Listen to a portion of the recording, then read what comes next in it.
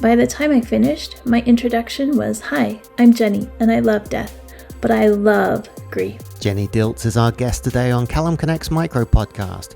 Jenny is the founder of Grieving Coach and a host of podcast Share Your Story, exploring humanity one heart at a time.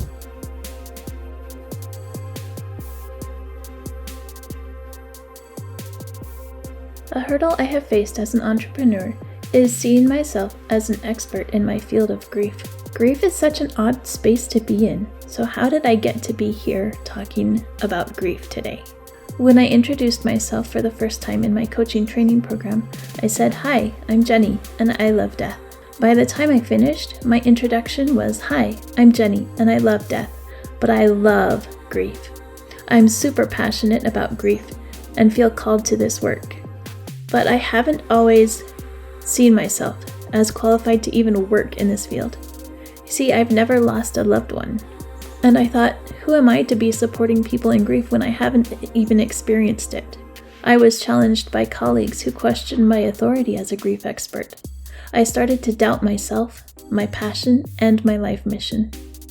I was in frequent battles with myself, feeling the pull, the urgency, and the desire to support others in grief, while also questioning myself on my ability to authentically serve people in an area that I, quote, had no experience with. As this wore on, instead of the energetic, passionate radiance of my smile, when I first introduced myself, I was wearing a perpetual, serious, and dark scowl on my face. Then, through a conversation with a friend, something clicked for me, and I began to understand grief in a way that I never had before. About 12 years ago, I was dismissed from my master's program in speech-language pathology, and that was a turning point for the rest of my life. My friend pointed out in that conversation that that was a loss. That was life-shattering, traumatic, anger-inducing, confusing loss that affected every single aspect of my life. But as I learned from that experience, and as I did my grief work, as I processed my grief from that experience, I see now that had I not been dismissed from my program, I would not be in the place that I am today. I would not be a grief coach.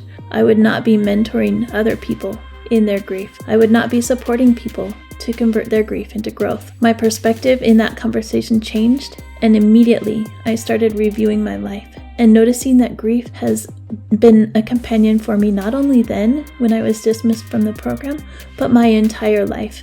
I know grief, and not only have I experienced it in major life-altering ways, I have learned how to hold and support others in their grief, even when they don't recognize it as such. I have come to understand that through my life, every experience has prepared me perfectly to be in the position I am now, supporting people in their grief. At first, I relied on external validation from my clients, mentors, and colleagues. But as I dug deeper with my own grief work, I began to see myself more and more as not only an expert in this field, but also as a mentor to other grief workers. Grief is now my friend.